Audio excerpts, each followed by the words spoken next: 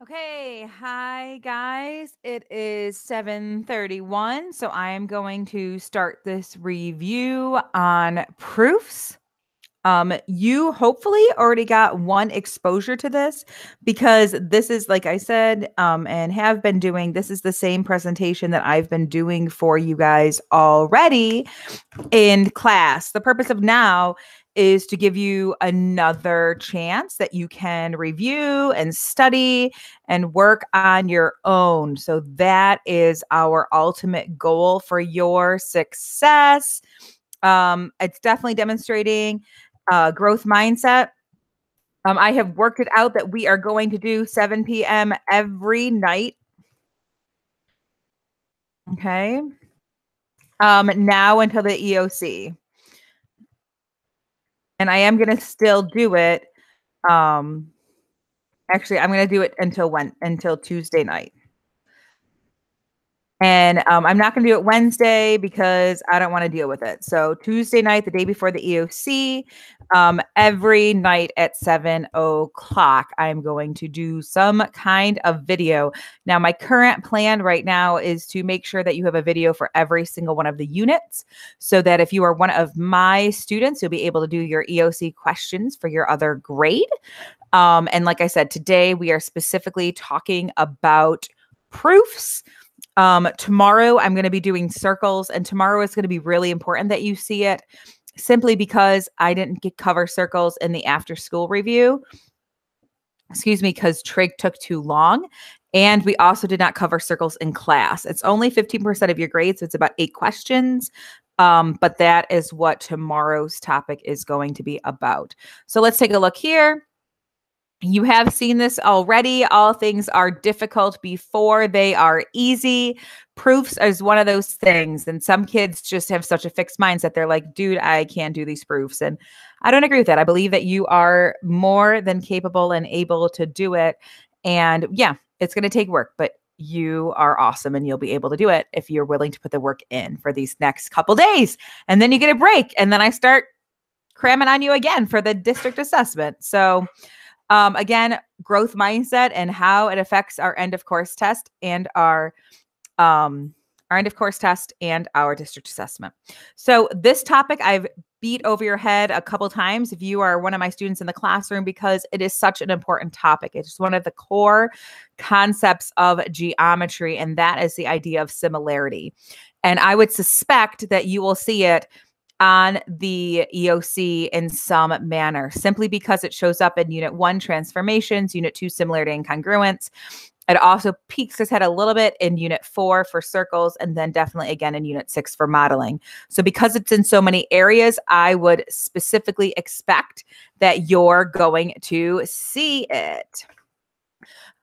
So one more time, just as a reminder, I have shared with you that whenever we have similar figures, and I asked you to write this down in class, but if you did not write this down, please do so. This is extremely important.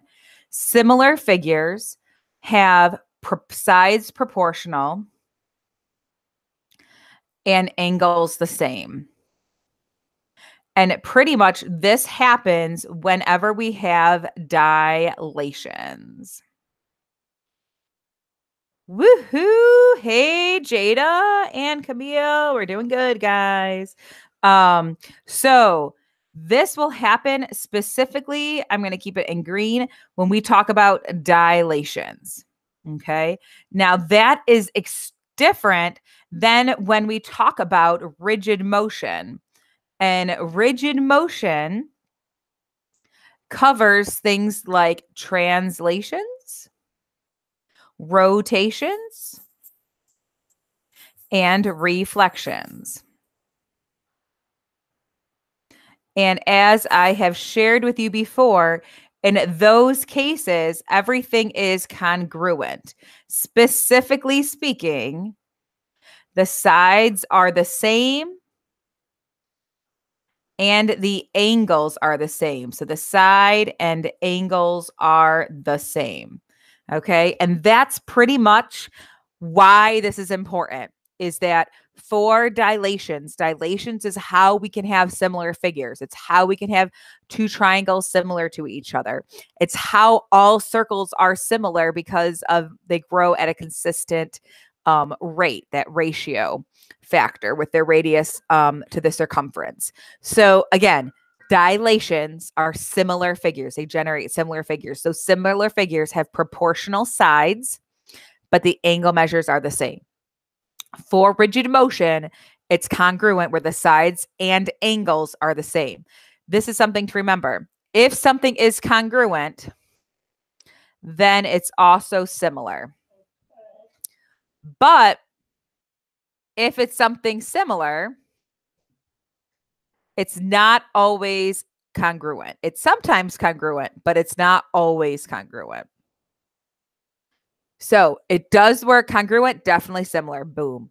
But it doesn't always work going up. Okay, whoops. Okay, so now we've got our center of dilation. I shared this in class.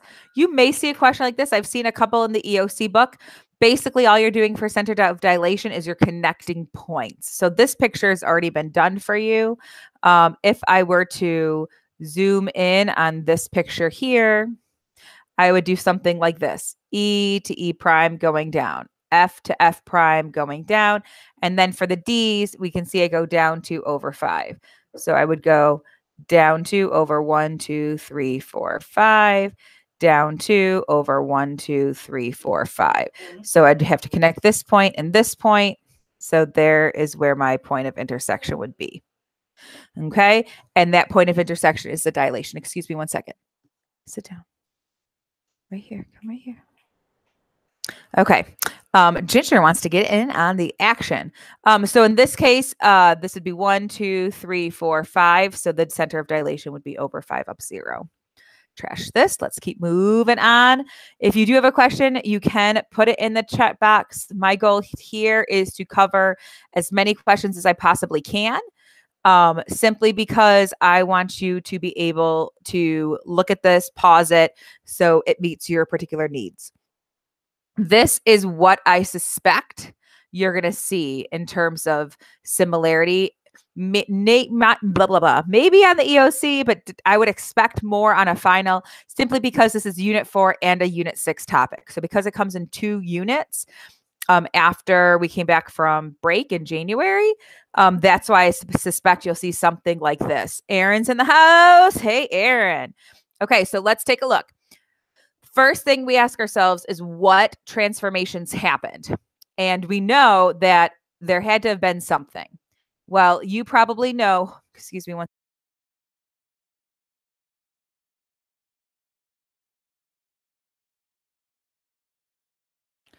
All right. So we know that this is 2. I'm sorry, Ginger is just whining and she is just going to have to chill out. So the radius of A is 2. And the radius of B is 3. Okay. And I know you guys already saw this in class. I just want to give you another exposure. Whenever we come up with our dilation, because we know the shapes got larger. Hello, Mira. What we're going to do is we have 2 options. Option 1 is we could do 2 divided by 3, or option 2 would be 3 divided by 2. Well, because it got bigger from A to B, we know that we're going to have a fraction greater than 1. So because of that greater than 1, we know it can't be this because 2 divided by 3 is 0.6 on the calculator. So that's why it's got to be 3 divided by 2, which is what gives us our dilation. Now, that is only one piece of it. It dilated. But see how I have that arrow? It also translated. So the next step is to figure out the translation. For translation, we typically write a T. You could also write translated. Okay. That capital T means translation. And now down here is where we put how far over X and Y it went. So here I'm going 1, 2, 3, 4, 5, 6. It went 6 in the positive direction. So I'm going to put a little 6 here. It tells me translate 6. I could also write translated 6 units to the right. So if this is one of those extended response questions, you couldn't do T6. You'd have to write The shape had a dilation of 3/2 and it translated 6 units to the right. You also then are going to jump down. And we know going down, even though there's a 3, that 3 stood for the radius, it went down 2. And so here I would just write and down 2. Again, this is a topic I suspect you are going to see on the in both, but it's possible that you'll see it on the final just because it comes up in unit 4 and unit 6. So because it's in 2 units, I would think it's something that they're going to look at. Again, it's a core concept. All circles are similar. And typically speaking, the way that you do is just how we did it. Find out the dilation as well as determining the center, how the center moved. One thing I forgot to write on the slide that just hit me is, remember I told you in class for some of your classes, no, which just means new over old. And what that means is, in this case, it would be the new radius over the old radius. And that gives us the scale factor. So because our new radius is 3, our old radius is 2, that's why it works. We could have done process of elimination, which is what I showed you, but it's mostly because of no, and that's how we get our scale factor. So here we go. I just reminded you no, and this says scale factor. So we're going to put that in. So we know that new over old. So our new value over our old value equals our scale factor. So we know that line segment CD, here's my C, here's my D. Let me not do it that way. Here's my C, here's my D. We know that line segment CD is 5 inches long. The line segment CD is dilated to form another one, and the scale factor is 0.6. Because it's 0.6, we know that baby is getting smaller. So we're going to have it like here, C prime, D prime, it got smaller. And we're trying to find what this is. Well, the thing I told you to remember is new over old equals the scale factor. So our new value, we don't know. Our old value is 5, and our scale factor is 0.6. Simple process of elimination. X equals 0.6 times 5. I've done this a ton, is 3. And then, of course, our label. Okay, trash it. Let's move on. Here is another one. This picture is actually the same picture on the other one. I'll just demonstrate it one more time. You're going to connect your point. So this one, it goes down 1 over 1, down 1 over 1. So that's all I'm going to do. Down 1 over 1. This one goes up 2 over 1. So I'm going to go up 2 over 1. And that should be enough for us to see where the center of dilation is. But we can confirm it again. This will go here. That'll go there. And then this one will kind of curve here. So this becomes our center of dilation at 4, 2. The scale factor, let me just delete all this stuff. Remember, for scale factor, anytime we see scale factor, we do new divided by old is our scale factor. Okay, and I know some of this stuff is repeat, and so you're going to want to like, man, I'm going to sign out because I've already saw this before. You have, but you haven't all, not all of my students have seen what comes after proof, so that's why I'm doing this whole video. So our scale factor here, we can do this side. This side is 6. This side is 3. So because these have the primes, that's how I know it's my new number. So I just have 3 divided by 6, which reduces to 1/2 or 0.5. So that's my scale factor. You also could have gone across and gotten 12 and 6, and then done 6 divided by 12, which of course reduces to 1/2 and 0.5. Either way, it doesn't matter. The main thing is if you go up and down, you have to do the same matching. I couldn't do, for example, here's the non-example. I'll make it big. You couldn't have done this line and then this line because they don't match. As you'll see in the house problem coming up, you have to make sure that you do the same sides of the house. And this is what I'm going to show you right here. Here's the house. Yay! So this says it's a dilated figure, and it tells us that our scale factor is 1/2. With it being 1/2, it wants to know which statement is true, and it did give us the center of dilation. In this case, the center of dilation is redundant. Now, one of the things I did tell you is when we're determining scale factor, we do new over old. Okay. Now, but that's not always the case if we're setting up the proportion. If we're doing similar figures, we could do new over old, or you can do old over new, as long as whatever you pick, you do for both fractions. Okay, so in this case, they tell us the scale factor already. So because they tell us the scale factor already, we don't really need this information because this is what we have. Hey, Dwayne, good to see you. I got you. All right, so because of that, we're going to do old over new. So this says AB over AB. So that matches, the pinks match. I'm going to start from the bottom and work up. And then look what happens here. We have D prime F prime, but then we have BC. Do you see how those blue lines don't match up with each other? Because those blue lines don't match up, we can't do that choice. This is why I've told you, you need to take all 85 minutes for each section of the test. You literally have to sit in that room anyway without your cell phones, without potty breaks, with nothing. You might as well do the test correctly. The way you do the test is you look at every answer choice. Even if the answer was A, I still want you looking at B, C, and D to have confirmation that your answer A is correct. Because what else are you going to do? Just sit there and put your head down? Give me a break. You can sleep at night. So anyway, it's not that one because of that. Same thing for here. We have our A and B match up with pink, but the B, C, and D, F, they don't match up, so it can't be this one either. We need to make sure that the sides match up. So I'm going to take these off. We have our AB again, and then let's see what we have now. Now we have BC over BC. So that's good. Here's our BC, and here's our BC. So at least it matches, right? At least it's like this side of the house matches to this side of the house. Howdy, Ben. But so now we know it's definitely A or B because both of them have the BC and BC. Where it gets tricky is we have to go back to what I shared you down here. When you do scale factor, it's always going to be new over old. But when you're setting up proportions, it doesn't have to be new over old, but you have to do it the same way.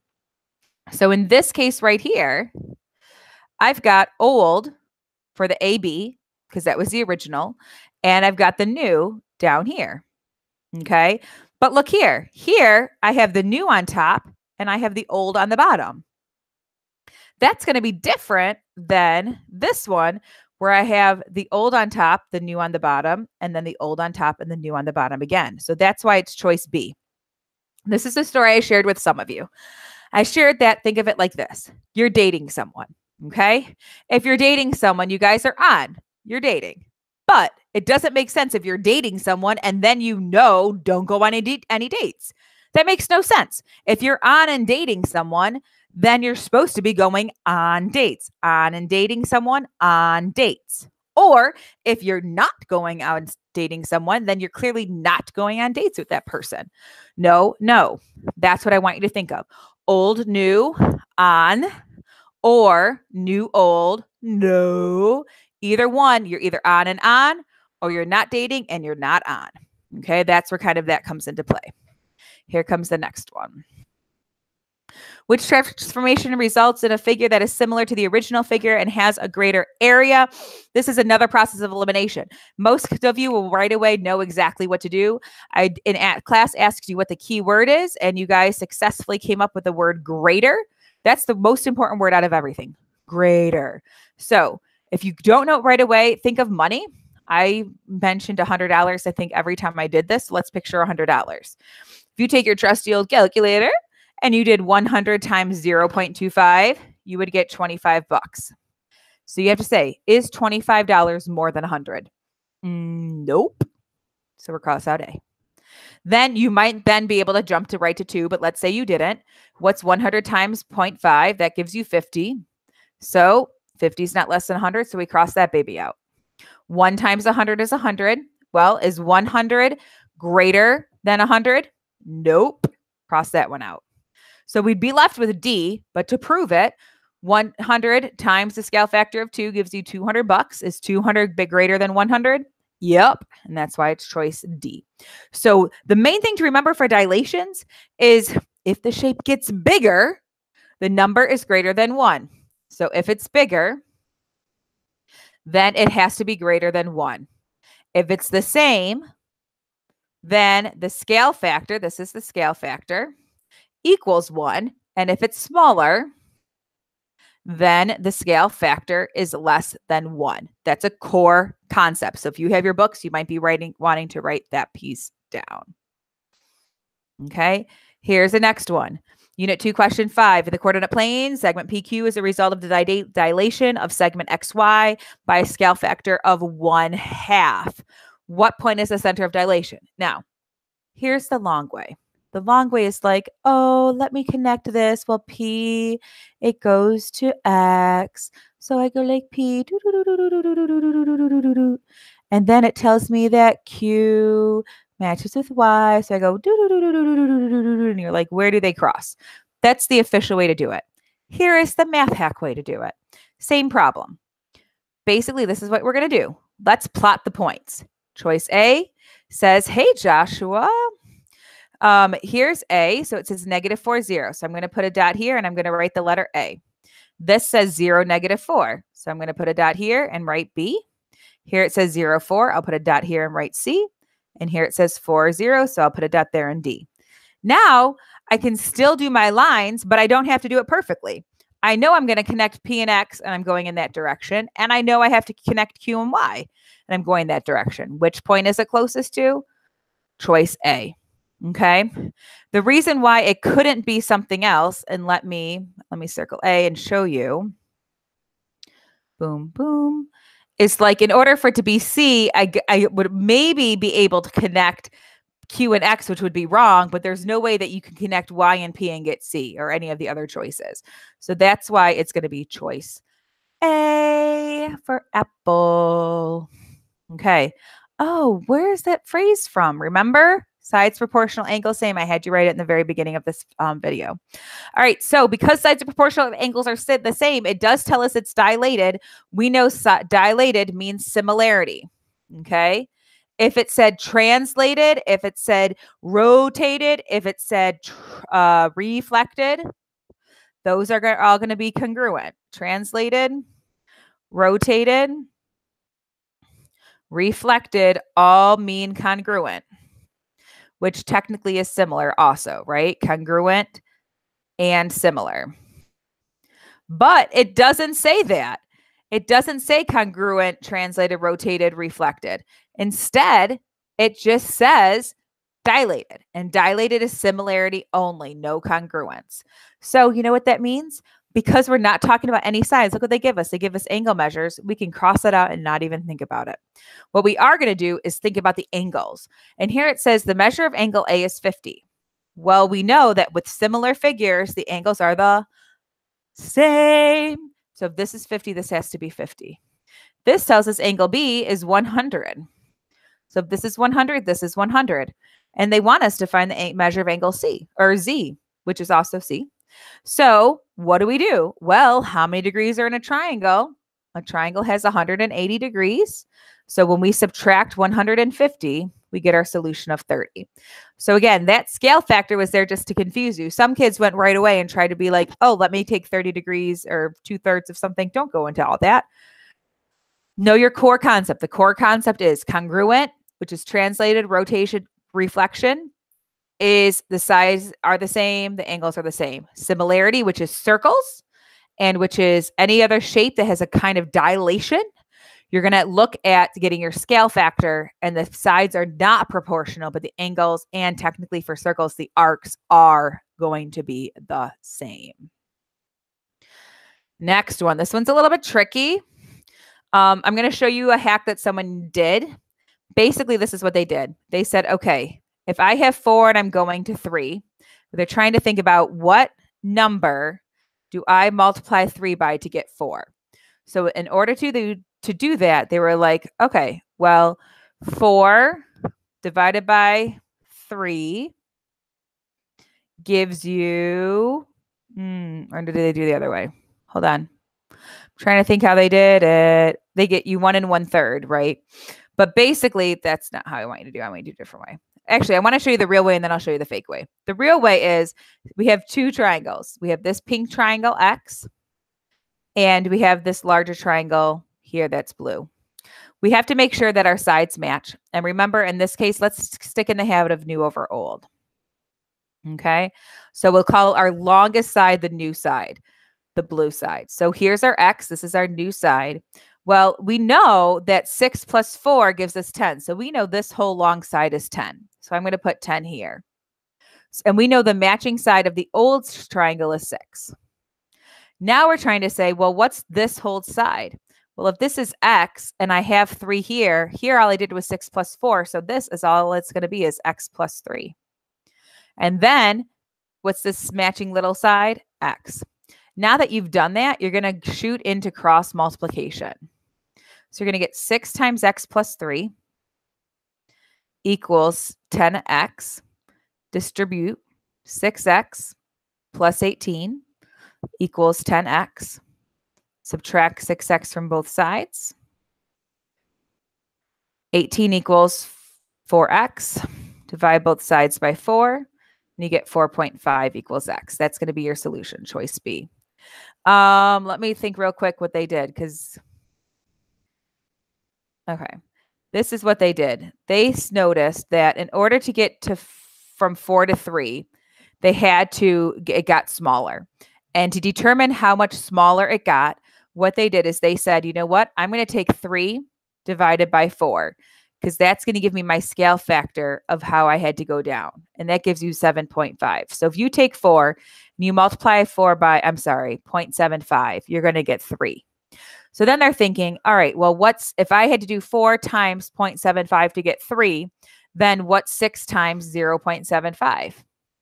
If you do 6 times 0.75, that's where you're going to get the 4.5. So either way works. You can look at the parts because the figures are similar in corresponding angles that you could do that.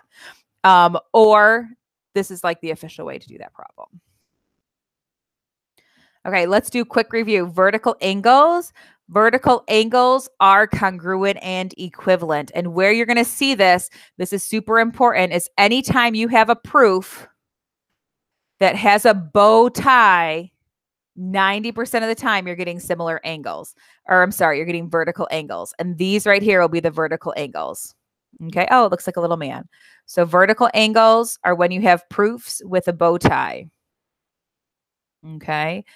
So what does it mean? Well, it means if this is 65, this is 65.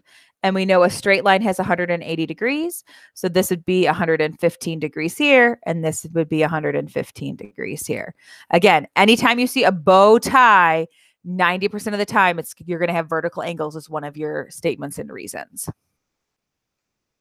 Okay, next, corresponding angles. Corresponding angles, you're going to get anytime you have parallel lines that are similar figures. And typically speaking, it'll be like an angle like this, or an angle like this. Okay.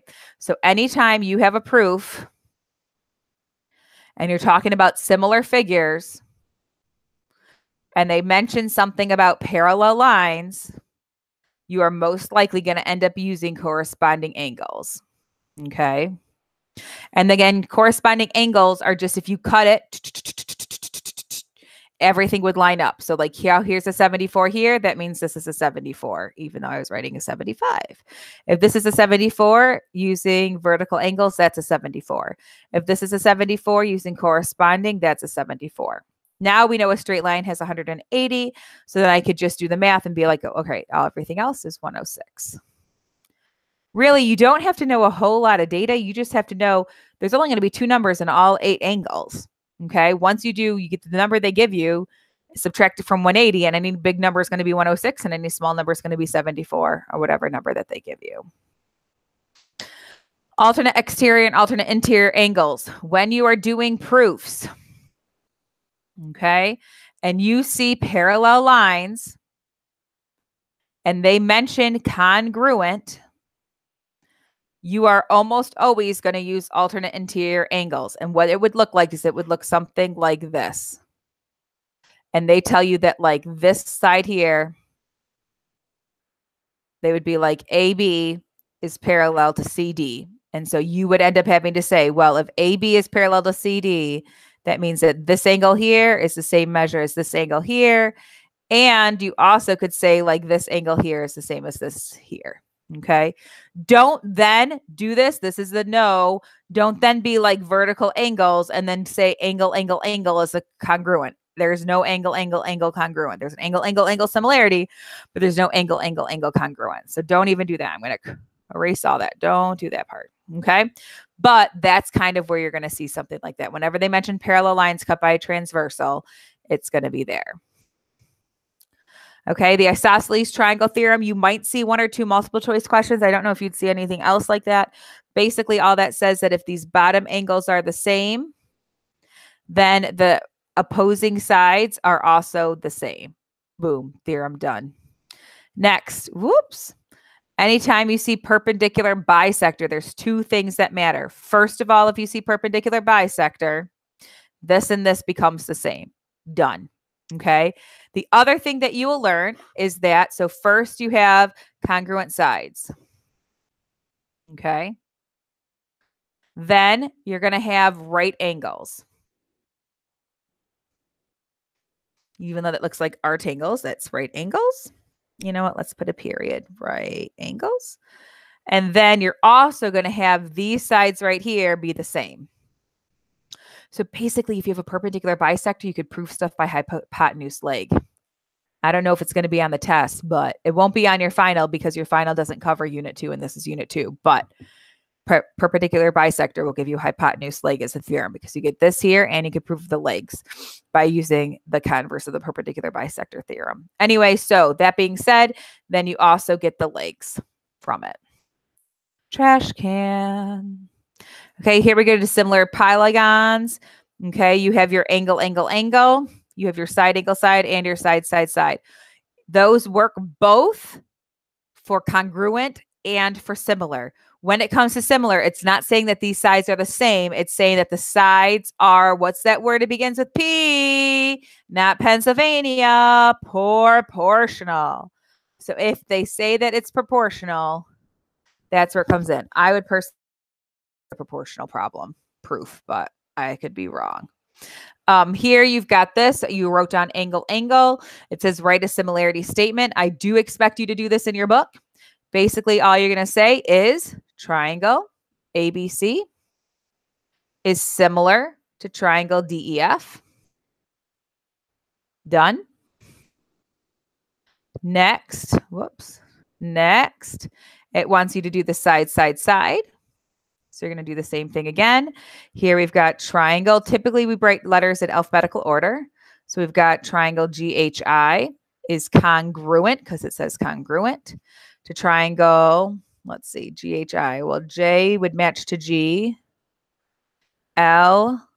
Oh, K would match to H. So K will come next and L will come last. It does matter that the letters line up because that way you know what the congruence comes in to play. This one's side, angle, side. So we've got our triangle M and P would be congruent. Here's our M, so it'll be congruent to Q. Oh, but that one worked. Triangle QRS. Okay. I know I'm going fast because I'm expecting you're going to look at this later. And I think sometimes people log off when I go fast, but I want to try to get as much done as I can for you to watch. All right, so angle, angle, side. Oh, this is side, angle, side, angle. See, good thing I looked at it again. Here we have triangle ABC. Well, A's got 2 lines, so that's going to match to D. Congruent to triangle D. B matches to E. And C matches to F. That looks awful. So triangle ABC is congruent to triangle DEF. All right, trash this up. Okay, here's our angle, side, angle. Again, you write them in alphabetical order for at least your first one. So we've got TUV. This is congruent. So T has 2 lines, so it's going to match to W. U has no line, so it'll match to X. And V has 1 line, so it'll match to Y. And there's that statement. Hypotenuse leg, same thing. Here's our triangle. Alphabetical order for the first one. A would end up having to match with Z in the second one. We know that C and Y match up, and this will be X. So notice it's not A and X because that's not how it is. This triangle gets turned to match. And when it turns, this becomes Y, which means this becomes Z and this becomes X. It does matter the order that you write your lines. Okay, CPCTC. This only happens after triangle congruent. Okay, only after, whoops, after like side, side, side, side, angle, side, angle, side, angle. Whoops, that might have not been good. Hypotenuse leg and angle, angle, side. That's the only time this will come. It'll only come after that. It won't ever come before you prove the triangles. Why? Because it says corresponding parts of congruent triangles. You have to prove the triangle's congruent before you can do anything else. Here's MN. That matches to PQ. The order does matter. NO matches to QR. OM matches to RP. N would match to P, N would match to O, and O would match to Q. Wait, N would match to Q, and O would match to R. Here, I gave this to you on the sheet because it's important. This is what the Department of Education in the state of Georgia believes is very important for you to know. So I highly recommend you learn it. Remember, this comes with vertical angles are congruent. I told you whenever you see a bow tie, you're pretty much always going to see vertical angles for these inside angles. Okay, alternate interior, you might see something like that, and you'll see it with parallel lines. And you'll also see it when it says congruent. Corresponding angles also have to have parallel lines, but you'll probably see it like that. Points on a perpendicular bisector are equidistant. We've already talked about that. That's if you have this, here's our right angle. These 2 points are the same, and those 2 also get to be the same. Triangle sum is everything adds up to 180. And the Isosceles triangle theorem talks about that the sides and the base angles are the same. Here's some other ones. This part is important when we get to Unit 5. Okay. This, I'm just going to hold up 5 seconds so you can look at it. I'm not going to really talk about it too much. Of course, the givens come first. I guess I'm going to talk about it. Look at me. Of course, the givens come first. Look at what I told you. Here's parallel lines. Okay. We've got our parallel lines, BC and AD. And we have our transversal. So what did I say whenever you have parallel lines? I said that you're going to be using alternate interior angles, and that's exactly what we end up using. Okay. Next one is here. Oh, look, where have we seen the bow tie before? What did I tell you whenever you see bow tie? Boom, vertical angles. Okay. The thing here is to know AE bisects BD. So here's AD, but this is the line that's getting bisected. So that's why these are the pieces that get written down. We don't write down AC and CE because it didn't say BD bisect AE. It says AE bisected BD. Okay, this next one, again, you can pause the video later and write it down. This whole premise here is it says midpoint. So we know midpoint breaks these up. This it gives us is given, and then this is where the reflexive property comes into place for you to remember to do the reflexive. Again, some people put PAL and then AYL. Notice how the P would match up with the Y if I fold it in half. You need to make sure that things match. It's extremely important. Next, I kind of want to just zoom through these, and here's the last one. Oh, what could that shape possibly be? Oh, I don't know. Could it be a bow tie with vertical angles? Oh, Miss Erig actually knows what she's talking about. Yay. Okay, moving on. You can pause it, watch it later. Here we go. Oh, where have we seen this picture before? Could it be by corresponding? I think so. Look at what it says. Similarity. Remember what I told you? It says similarity, and it gives you parallel lines. Almost always, you're going to end up using corresponding angles. Now, if you didn't remember that, dude, just draw the picture and see how the angles match up. No big deal. Done. I think I did that too fast. Let me model it for you. Okay, so it tells us that GK is parallel to HJ. So we know that this line, whoa, that's definitely not parallel. We know that this line here matches to this line here. It wants to know about HGK. Well, HGK is this angle here. And we know that it's congruent to this angle. And we have this angle here and this angle. So if you don't remember what I told you, that parallel lines that have similarity are going to be corresponding, you can just look at the picture. Are these alternate interior angles? Well, alternate interior angles would have to be inside a set of parallel lines. That's not the case, so it can't be A. There is angles exterior, but the other exterior would be over here, so it can't be B. Corresponding it is, and vertical angles, remember, form that X or bow tie. So that's why we know it has to be choice C. Okay, this next one I kind of threw in from Unit 1 as a refresher for you. First of all, what are we going to do? We're going to look at the words. Parallelogram was translated 3 units down and was rotated. So the beginning of this unit, I talked to you about, okay, rigid motion, translated rotation, reflection, the beginning of this video, it stays congruent. If it says dilation, that's where it becomes similar. I also told you that if something is congruent, it is also similar. So right away, we know that it can't be this because we know they're congruent, so it can't be B or C. Okay, so then we're saying, okay, can something that's congruent be similar? Yes or no? It can, so that's why our answer is choice A. We're getting down to the wire, guys. Woohoo for us. All right, this one says, what is this? Well, we have an angle here. We have a very big angle there. Hello, big angle. Here's our angle here, A. It's got one little curly Q, and angle D. Then it says that we've got angle B here and angle E. And here we have our line here and our line here. So we know that we have 2 angles. And we know we have one side. So right away we can cross off A because A had 3 sides. We can also cross out C because that had 2 sides and 1 angle. So we're between angle side angle or angle angle side.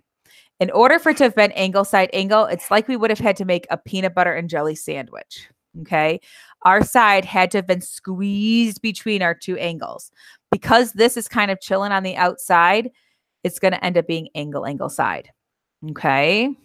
Go back and look at the pictures if you need to about the difference between angle angle side and side angle angle. Next, here we've got a diagram.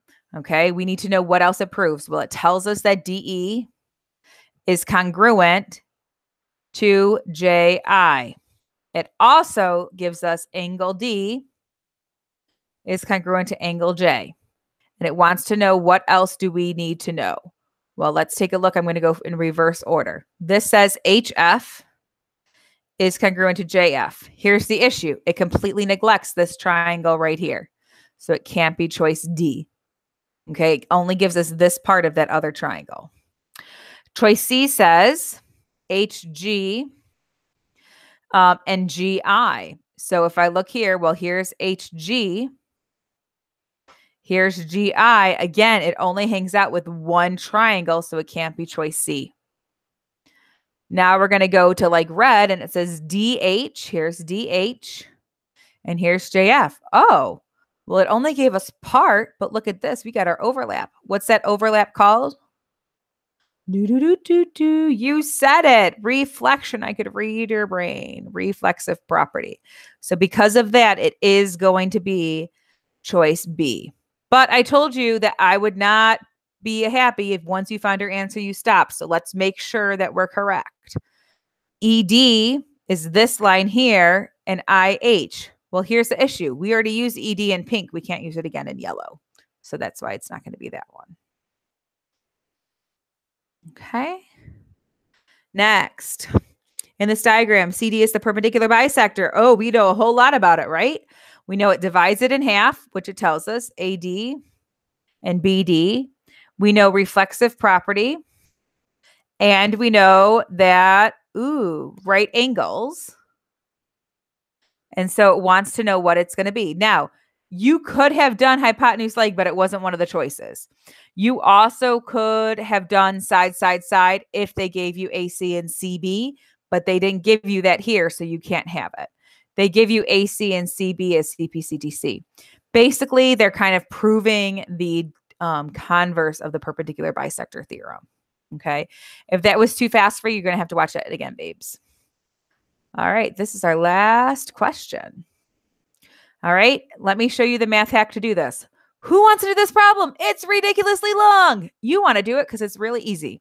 Let's read the context first. The context says, in this diagram, we have an isosceles triangle. We know that ST is congruent to UT, and we're trying to show that the angle S is congruent to angle U. So that's our goal. S is congruent to U.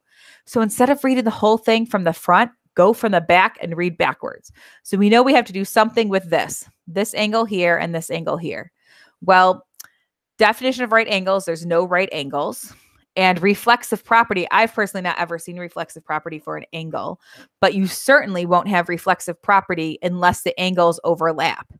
And here there's no angles overlapping. I would think the only way that you would get reflexive property for angles is if you had something like this and you were proving similar triangles. So now you're between CP/CTC and angle congruence postulate. I can't think of any time I've heard of angle congruence postulate, but let's read the sentence before it. Triangle STV is congruent to triangle UTV. So because of that, we've just proven congruent triangles. So what is CP/CTC? Corresponding parts of congruent triangles are congruent. And so that's our answer. Choice A. All right, lovies, we are going to stop there for tonight. Thank you for holding it out. I'm going to remind you what I wrote at the top of that text box for the next nights between now and May 1st. We are going to do a review at 7 p.m. every single night. Tomorrow, our topic is going to be circles because I'm not going to really cover that in class because it's only 15% of your exam. So we're going to leave it there. Ciao. Thank you so much for watching. I will see you in school tomorrow. If you owe me a book, please, please, please, please, please, please, please, please, please turn in your book. All right. Bye, guys. Ciao.